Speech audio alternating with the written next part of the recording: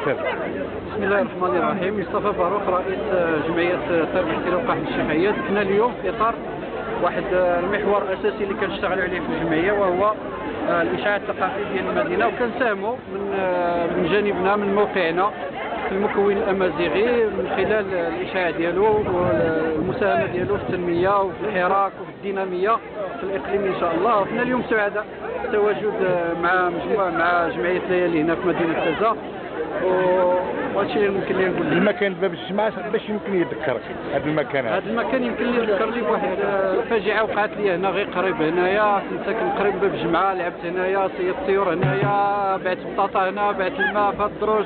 الحمد لله اليوم رجعت بواحد الفكر اخر، يعني باش ندافع ونساهم هنا في الديناميه ديال الاقليم اللي كنتمي ليه. عموما ممكن تقول حول الاشعاع الثقافي والفني بالاقليم؟ الاشعاع الثقافي بالاقليم من منظوري الشخصي ضعيف جدا، وكاين غياب تام على الساحه الوطنيه بالنظر بالمقارنه والحراك اللي كتعرفوا يعني جميع المدن المغربيه.